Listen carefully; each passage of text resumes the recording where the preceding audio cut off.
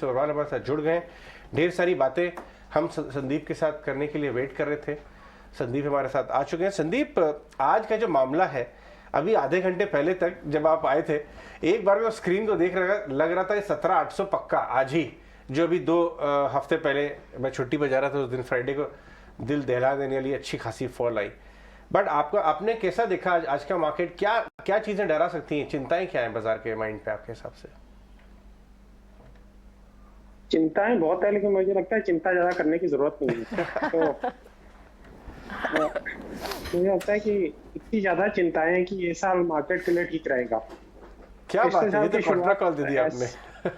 उस दिन I think Vipin Mehta भी कह रहे थे ये साल अच्छा रहेगा। इतनी सारी चिंताएं हैं कि सबको पता है घर घर में चिंता पहुंच चुकी है, तो बाजार के रिवर्स ना कर दे, ऐसा कह रहे हैं आप? देखिए, 3 सर्च वर्ड्स हैं आजकल गूगल पे काफी पॉपुलर हैं, रिसेशन, इंटरेस्ट रेट और इन्फ्लेशन। तो सब लोग इसी चीज की बात कर रहे हैं। तो जब ऐसा होता है, जब पिछले साल इस चीज की बात करनी चाहिए थी तब किसी ने की नहीं। इंडिया, हम लोग एक किसी तरह से बच गए, लेकिन अगर आप ग्लोबली देखिए तो क्या वैल्यू डिस्ट्रक्शन हुई है, वो लोग मतलब इमेजिन करना इंडिया में बैठ के जो इंडियन इन्वेस्टर्स है उनके लिए मुश्किल है। लेकिन आज के दिन जब ये सब हो चुका है, तब हमें इस चीज की बात वापस करने का कोई फायदा नहीं है। तो मुझे लगता है कि मार्केट ठीक रहेगा। इंडियन मार्केट की जो वैल्यूएशन है वो इतनी सस्ती नहीं है, तो हम शायद बाकी मार्केट के मुकाबले इतना अच्छा रिटर्न ना दे पाए जैसे बाकी मार्केट्स में आएगा, लेकिन फिर भी मुझे लगता है ठीक रहेगा। डोमेस्टिक ओरिएंटेड सेक्टर्स पे ज्यादा फोकस रहना चाहिए। उनमें मुझे लगता है capital good, engineering, infrastructure, auto ancillaries, इनमें ब्रॉडली अपॉर्चुनिटीज हैं। स्टॉक स्पेसिफिक अपॉर्चुनिटीज ऑब्वियसली रहेंगी काफी कंपनीज में। Stocks reasonably valued, reasonable growth वाले स्टॉक्स खरीदने के सबसे बड़े मतलब आप बैक करते हैं ऐसे प्लेयर्स को, बहुत डीपली, बहुत ज़्यादा हाईली वैल्यूड स्टॉक्स को आप यूजुअली अवॉइड करते हैं और चेज करने को एडवाइस भी नहीं करते। बजाज फाइनेंस को आप कहाँ रखेंगे? 8-9 टाइम बुक पे ट्रेड हुआ करता था, 6-6.5 पे आ गया है, और बाजार को खुश करने वाली ग्रोथ नहीं है। मैं ये नहीं कहूँगा ग्रोथ नहीं है, 26% YOY ग्रोथ बड़ी अच्छी ग्रोथ है, लेकिन बाजार को खुश करने वाली ग्रोथ नहीं दिखाई दी सिक्वेंशियली, तो बाजार ने पनिश कर दिया। आप इस मुद्दे पे आपका क्या व्यू है? देखिए अजय, बजाज फाइनेंस में करेक्शन जरूर हुई है, लेकिन आज के दिन अगर हम देखें तो most over on financial stock HDFC bank के बाद बजाज फाइनेंस है। किसी रिटेल पोर्टफोलियो में आप देखिए, किसी HNI पोर्टफोलियो में देखिए, large mutual funds, large PMSs, सब बजाज फाइनेंस को भर भर के लेके बैठे हैं। तो ऐसे में इसका कॉन्ट्रा बाय होना बहुत मुश्किल है, क्योंकि हर लेवल पे लोगों को लगता है ये बाय है। तो अभी हमें रियलिटी में आना है। रियलिटी क्या है कि इसकी वैल्यूएशन आज भी ICICI बैंक या HDFC के बैंक के मुकाबले ट्वाइस है, दुगनी वैल्यूएशन है। तो दुगनी वैल्यूएशन हम तब जस्टिफाई कर सकते थे जब बैंक्स का क्रेडिट ग्रोथ 7-8% था और इनका क्रेडिट ग्रोथ 25-30% था। अब बैंकिंग सेक्टर का अगर खुद का क्रेडिट ग्रोथ 18-20% पे पहुंचा, जैसे HDFC बैंक का अगर मुझे याद है तो करीब 20% उन्होंने क्रेडिट ग्रोथ किया, उसके मुकाबले अगर बजाज फाइनेंस जैसे NBFC, जिसका कोई डिपॉजिट फ्रेंचाइज भी नहीं है, इनके 2.5 लाख करोड़ के आसपास में ख्याल से लोन हैं, 2,30,000 करोड़, और 40,000 करोड़ के सिर्फ डिपॉजिट्स हैं इनके अपने। तो राइजिंग इंटरेस्ट रेट एनवायरनमेंट में ये इनकी प्रॉफिट को ये प्रेशर में डालेगा। और इतने एग्रेसिव ग्रोथ के बाद जब इंटरेस्ट रेट बढ़ता है तो NPS बढ़ने के भी चांसेस हो जाते हैं। तो बहुत सारी चीजें लोगों को देखनी पड़ेंगी। मेरा व्यू ये है कि अगर बजाज फाइनेंस में यहाँ से अच्छी खासी और करेक्शन आ जाता है 15-20% का, तो उस समय हम देख सकते हैं क्या करना है। नहीं तो मुझे लगता है एक प्रोलॉन्ग्ड अंडर परफॉर्मेंस रहेगी इसमें।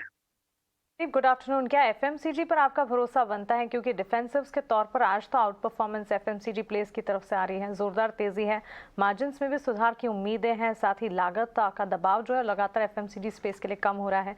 गोदरेज कंज्यूमर, डाबर, ITC जैसे स्टॉक्स इस वक्त परफॉर्म करते हुए हैं।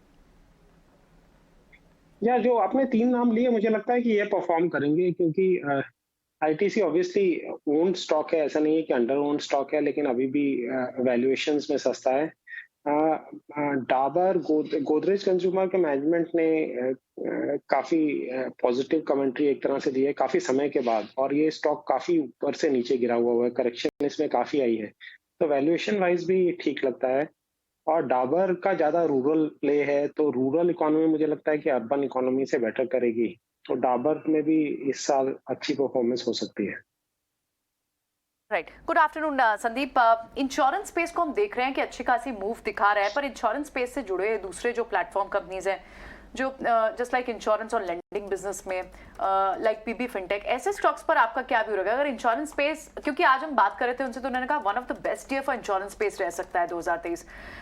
हालांकि कुछ कंसर्न जरूर इन प्लेटफॉर्म स्टॉक्स पर रहे थे, पर क्या आप वैल्यू जोन में because of the bigger triggers, क्योंकि पूरा इंश्योरेंस स्पेस काम करेगा, ये पर्टिकुलर स्टॉक अब क्या बाइंग जोन में आता है आपके लिए?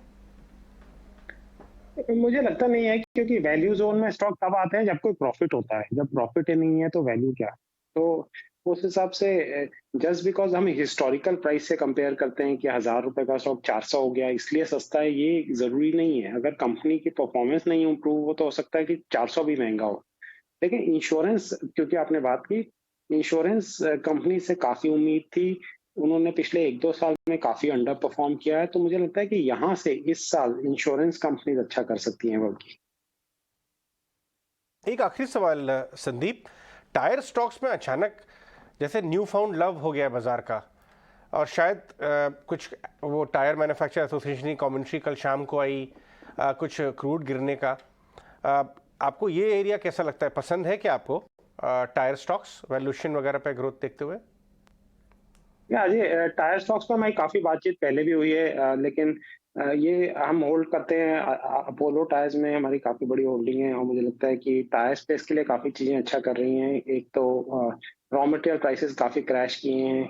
दूसरा, एक कैपिटल एक्सपेंडिचर डिसिप्लिन आया है कंपनीज में, तो जो कंपनी बहुत एग्रेसिवली एक्सपैंड नहीं कर रही है, अपनी कैपेसिटी यूटिलाइजेशन पे ध्यान दे रही हैं, और ये बहुत सीवियर प्रॉफिट प्रेशर से गुजरे हैं पिछले 2-3 साल में।